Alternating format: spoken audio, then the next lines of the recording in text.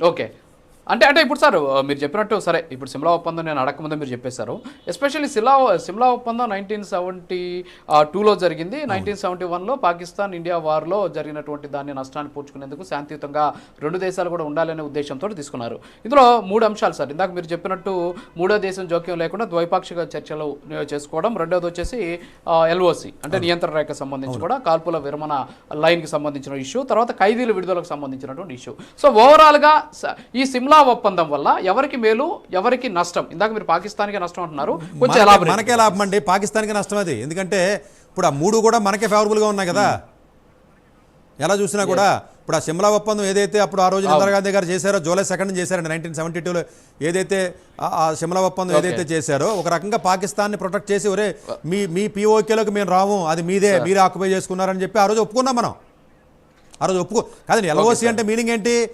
మన ఇండియా ఒప్పుకుంది మీ పిఓకే మీదే అని ఒప్పుకున్నాం. ఇప్పుడు ఏంటి ఇది క్యాన్సిల్ చేస్తే పిఓకే కూడా మాకు కూడా మేము కూడా తీసుకొచ్చానంటే ఒప్పుకున్నట్టే కదా. ఇప్పుడు మనం కూడా తెచ్చుకోవడం పక్కన పెట్టినా ఇండైరెక్ట్ ఇప్పుడు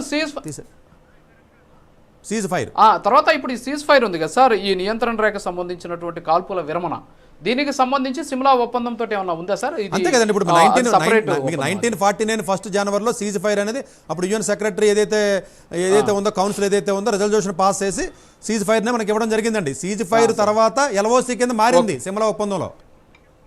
ఓకే. ఇప్పుడు ఎప్పుడైతే సిమ్లా ఒప్పందం పోయిందో ఇంకా ఆటోమేటిక్గా ఇంకా వ్యాలిడిటీ పోయినట్టు అన్నిటికీ ఇంకా. ఓకే. సో ఇంకొకటి ఈ కరాచీ ఒప్పందం. సో కరాచీ ఒప్పందం ఒకటి ఉందని చెప్పేసి కూడా పాకిస్తాన్ బెదిరిస్తోంది. కాదండి, ఇష్యూ రానంత వరకు ఈ ఒప్పందాలండి.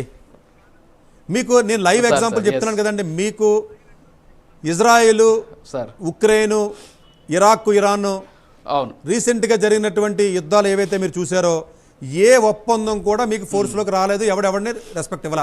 అసలు యుఎన్ నేషన్స్ వాల్యూ ఇచ్చే దేశాలు లేవండి. యుఎస్ ఏం చెప్తుంది, మేము డబ్బులేమో అసలు యుఎన్ నేషన్ మాకు పని లేదని చెప్పింది కదా. అసలు యుఎన్ నేషన్ కానీ నిన్న కాక మొన్న ట్రంప్ ఏం చెప్తున్నాడండి, వరల్డ్ ట్రేడ్ ఆర్గనైజేషన్ హెడ్నే తిట్టాడు, నాకు అవసరం లేదంటాడు. సెంట్రల్ బ్యాంక్ ఆఫ్ అమెరికా మాకు సంబంధం లేదని చెప్పాడు. అసలు ఈ మధ్యగా ఉన్నటువంటి యుఎన్ నేషన్స్ మాటలు ఏ రోజున ఏ దేశం మీద మీరు చెప్పండి.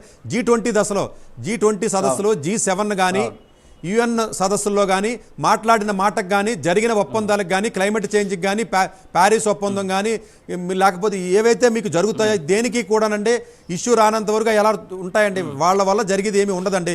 ఒక్కసారి ఒక దేశం డిసైడ్ అయ్యాక, యుద్ధం చేద్దామని ఒక దేశం డిసైడ్ అయిన తర్వాత ఎలాంటి మధ్యవర్తిత్వం కానీ, ఎలాంటి మీకు ట్రీటీస్ కానీ, ఎలాంటి శాంక్షన్స్ కానీ ఏవి కూడా ఆపలేవు. హ్యూమన్ రైట్స్ కూడా ఆపలేవు.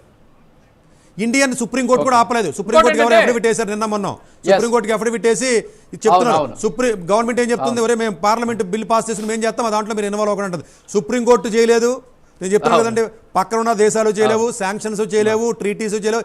ఇవన్నీ పోతాయండి రప్చర్ జరగనంత వరకేనండి. రప్చర్ జరిగిన తర్వాత మాకు ఏ దేశంతో సంబంధం లేదు, మా బాధలు మేము పడతాం. 3వ దేశం కానీ కల్పించుకుంటే ఇండియాలో, ఇప్పుడు ట్రంప్ కూడా కల్పించుకున్నాడు. ట్రంప్ ఏం చెప్తున్నాడు, ఉక్రెయిన్ మొత్తం నాకు ఎవరో మొత్తం మినరల్స్, లేకపోతే నేను మధ్యవర్తిత్వం చేయని చెప్పాడు. ఇప్పుడు ఇండియాని అడిగి ఇచ్చామనుకోండి, ఇప్పుడు మధ్యవర్తిత్వం చేయమని అనుకోండి, మొత్తం కాశ్మీర్ ఉన్న మిగతా 2 మొత్తం కాశ్మీర్ మొత్తం ఇద్దరు కలిపి నాకు ఇవ్వండి అంటాడు.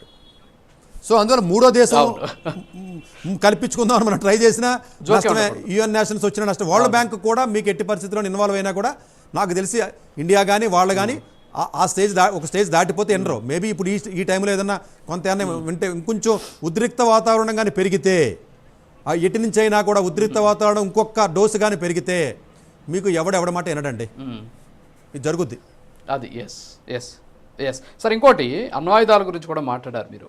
ఈ అణ్వాయుధాలకు సంబంధించి నిన్న ఆ దేశానికి సంబంధించిన రైల్వే శాఖ మంత్రి అనుకుంటాను, ఆయన మా దగ్గర ఏదో 138 ఏదో అణ్వాయుధాలు ఉన్నాయి, అన్ని మీ మీదకి గురిపెట్టున్నామని చెప్పారు. ఇందాక మీరేదో అన్నారు అణ్వాయుధాలు వాడకూడదు అనేసి, అదేదో ఒకటి ఉంది అనేసి. అంటే ఒకసారి జనరల్గా అణ్వాయుధాలు అసలు ఎవరు వాడకూడదు, న్యూక్లియర్ వెపన్స్ ఎవరు వాడకూడదు, అది అందరూ ఒప్పుకుంటారు, సంతకాలు పెడతారు, అదంతా మామూలండి. కానీ జనరల్గా ఎవరు వాడరండి. ఎందుకంటే ఇప్పుడు మనకు జరిగిందే ఒకటేనండి. అంటే మీకు తెలియదే ఉంది, జపాన్లో మనకు జరిగింది హిరోషిమా నాగసాకి మనం చూసాం ఎలా జరిగింది ఏంటంటే ప్రపంచానికి తెలుసు. సో ఇది జనరల్గా ఏంటంటే మనం ఎలాగైతే నదీ జలాలను ఆపేమని చెప్పి బెదిరిస్తున్నామో, వాడి దగ్గర ఉన్న వెపన్ ఏంటి, మాకు ఇది ఉంది కాబట్టి, మనకి ఈ వెపన్ ఉంది కాబట్టి, అణుబాంబులు ఉన్నాయి కాబట్టి అని చెప్పి వాళ్ళు బెదిరిస్తున్నాడు. కానీ ఇక్కడ మనం అర్థం చేసుకోవాల్సింది ఏంటంటేనంటే, చివరి వరకు కానీ వెళితే, ఒక స్టేజ్ దాటిపోయి ఇంకా మన వల్ల అవ్వదు అనుకున్న స్టేజ్కి కానీ ఏ దేశమైనా వెళితే మేబీ అది ఆలోచించవచ్చు కానీ బట్ ఆల్మోస్ట్ రేరెస్ట్ అసలు జరగదండి, రేర్ కేసు. ఎందుకంటేనంటే నేను చచ్చిపోయినా పర్లేదు అనుకుని ముందుకు రావాలండి. నేనంటే నా ఉద్దేశం పాకిస్తాన్లో ఉన్న ప్రజలను కూడా చంపే హక్కు అడిగి లేదు కదా. నేను అనడం వేరండి, నరేంద్ర మోడీ గారు నేను అనడం వేరు, భారతదేశంలో ప్రజలు వేరు కదా.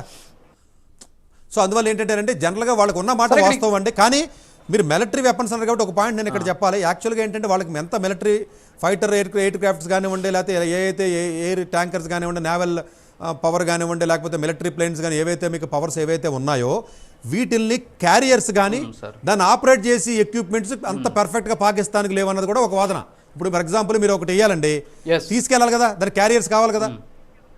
ఆ క్యారియర్స్ వాళ్ళకి అంత స్ట్రెంగ్త్ లేదు వాళ్ళ దగ్గర. ఓన్లీ ఇప్పుడు ఇంతకుముందు యుద్ధాలు జరిగినప్పుడు మీరు అబ్జర్వ్ చేశారు లేదు, ఓన్లీ హిమాచల్ ప్రదేశ్ రాజస్థాన్ తప్ప ఎప్పుడు భారతదేశం లోపలికి ఇప్పుడు రాలేదు చూసారా.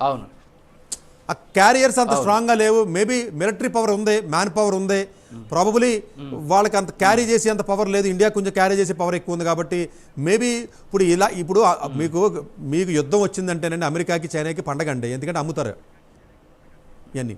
ఇప్పుడు బేసికల్గా ఎకానమీ పడిపోవడం, ఇన్ఫ్లేషన్ పెరగడం, ఇవన్నీ ఏంటంటే రేపు పొద్దున్న ఏ దేశం ఎలా ఇండియాకి తెలియకుండా శత్రువులు ఉంటారు కదండి చాలా. అంటే ఇవన్నీ కూడా ఇష్యూ జరిగినప్పుడు బయటకు వస్తాయి కదండి.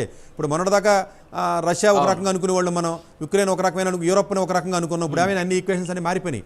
అందు గురించి ఏంటంటే ఆయుధాలు అమ్ముకోవడం, లేకపోతేనేమో ఆ దేశాలు ఈ నీళ్ళలో బతకడం, ఇలాగే కూడా చాలా ఆస్పెక్ట్స్ ఉంటాయండి. మన యుద్ధం వాడు చెప్పాడు కదా, వీడు చెప్పాడు కదా, ఇప్పుడు ఎవడో పక్కన నుండి చూసి మనం బలుపు తెచ్చుకుని మనం యుద్ధం చేసేయకూడదండి. మన పవర్ మనం చూసుకోవాలి, మనకు ఉన్నది ఏంటి అనేది చూసుకుని ముందుకెళ్ళాలి. డెఫినెట్గా మీరు అన్నట్టు అణుయుద్ధం అనేది ఏదంటే ప్రాక్టికల్గా జరిగే అవకాశం ఉండదండి. బట్ అలా అనుకుంటాం కానీ అది అసలు జరిగే పనే కాదండి, అంత ఈజీ కాదు. ఎందుకంటే డెఫినెట్గా అలాంటి సందర్భం వస్తే ప్రపంచం మొత్తం ఇన్వాల్వ్ అవుతుంది. ఎందుకంటే అది ఒక దేశంతో పోదు కాబట్టి అలాంటి సందర్భం అయితే రాదండి, అది ప్రాక్టికల్గా రాదు. అది రావాలని ఎవడో కోరుకోడు, వాళ్ళు కూడా అనుకోరు, పాక్ ప్రజలు కూడా రావాలని కోరు. కానీ ప్రాక్టికల్గా మొత్తం నీ జీవితమే నాశనం చేసేసాం, వాటర్ మొత్తం ఆపేసాం, మేము డ్యాములు కట్టేస్తాం, ఒక్కడు కూడా బతకడానికి కుదరదు, పాకిస్తాన్ నాశనం అయిపోయిందని చెప్పేసి మీరు మొత్తం రెచ్చగొట్టేస్తే మేబీ ఏదైనా థియరిటికల్గా పాసిబిలిటీ ఉంది తప్ప ప్రాక్టికల్గా జనరల్గా ఇప్పుడున్నటువంటి ఏమంటే ఇప్పుడు యుద్ధం చేయాలంటే ఏముందండి, ఇప్పుడు ట్రేడ్ వార్ చేస్తున్నారు, అది యుద్ధమే కదా. ఇంకా అంతకుముందు కరోనా వార్ చేశారు చైనా వాళ్ళు ప్రపంచం మొత్తానికి. ఇప్పుడు వార్ అనేది రకరకాల ఫామ్లో వస్తుందండి. మేబీ మిలిటరీ టు మిలిటరీ యుద్ధం చేయాల్సిన అవసరం లేదండి. మీరు అన్నట్టు ఇప్పుడు వాటర్ కట్ చేస్తే సరిపోయింది, అది యుద్ధమే, అంతకంటే యుద్ధమే ఉంది పెద్ద యుద్ధం. డిజిటల్ వార్ అంతే కదండి. ఇవన్నీ ఫ్యూచర్లో జరిగేవన్నీ కూడా అవి ఎంత చిన్న దేశమైనా వాళ్ళకుండి పవర్ టెక్నాలజీ వచ్చింది కాబట్టి వాళ్ళకుండి పవర్ వాళ్ళకు ఉంటుంది. మనం ఆవేశంగా మనం ఆ దేశాన్ని మ్యాప్లో తీసేద్దాం అనుకున్నంత ఈజీ అయితే కాదు. Okay sir. ఒకటి ఏంటంటే నిన్న ఒక లెటర్ ఒకటి బయటకు వచ్చింది. అదేంటంటే పాకిస్తాన్లో ఉన్న ఈ ఫస్ట్ కాప్స్కి సంబంధించినటువంటి వాళ్ళదేదో ఒక బెటాలియన్ను, సో దానికి మేజర్ జనరల్గా ఒక లేఖ రాశాడు, ఒక కమాండెంట్. ఏమని రాశాడంటే అందులో మీరు చెప్పారు ఇందాక ఈ క్యారియర్స్ కూడా లేవు అని చెప్పేసి, ఈవెన్ దో మా దగ్గర వైర్లెస్ సెట్లు కూడా పనిచేయట్లేదు, 25% కంటే తక్కువగా మా దగ్గర లాజిస్టిక్స్ ఉన్నాయని చెప్పేసి ఒక లేఖ కూడా బయటకు వచ్చినటువంటి సిచ్యువేషన్. నిజంగా అలాంటి సిచ్యువేషన్ ఉందనుకోవచ్చా మీరు చెప్పినట్టు? అంటే మనకున్నంత స్ట్రెంగ్త్ మీరు అన్నట్టు ఎక్విప్మెంట్ అంటే కొనుక్కున్నారు, వాళ్ళు యూఎస్ నుంచి తెచ్చుకున్నారు, ఫ్రాన్స్ నుంచి తెచ్చుకున్నారు, ఎక్కువ ఈ చైనా నుంచి చాలా తెచ్చుకున్నారంటే వాళ్ళ దగ్గర ఉన్నాయి, లేకపోవడం ఏం లేదండి నేవీ ఫోర్స్ కానీ దాన్ని ఆపరేట్ చేసి అంత పవర్ ఏదైతే ఉంటుందో మీరు అన్నట్టు ఆ ఎక్విప్మెంట్లో కొంత లోపం, కొంత తక్కువ ఉన్నమాట అయితే వాస్తవం అది. Okay sir. ఇంకోటి ఇప్పుడు సరే ఇవన్నీ పక్కన పెడితే సరే భారతదేశానికి ఉన్నటువంటి మార్గాలు ఏంటి అనే దాని మీద మనం చర్చించాం. సరే పాకిస్తాన్కి భారత్ నుంచి వచ్చేటటువంటి ఈ ఒత్తిడి కావచ్చు, భారతదేశం నుంచి వచ్చేటటువంటి ప్రతిఘటన కావచ్చు, ఎదుర్కొనేందుకు వాళ్ళ దగ్గర ఉన్నటువంటి అంశాలు ఏంటి? అంటే యుద్ధం కాకుండా ఇంకేమున్నాయి వాళ్ళకి మార్గాలు? యుద్ధం కాకుండా అంటే డెఫినెట్గా ఏదో ఒక దేశం, ఇప్పుడు చైనా ఉందండి ఉదాహరణకి, లేకపోతే యుఎస్ ఉందండి, పెద్ద దేశాలు ఏవైతే ఉన్నాయో జనరల్గా ఈ దేశాలు ఎంతో కొంత సపోర్టు, కంప్లీట్గా ఇండియాకి సపోర్ట్ వచ్చిందనుకోండి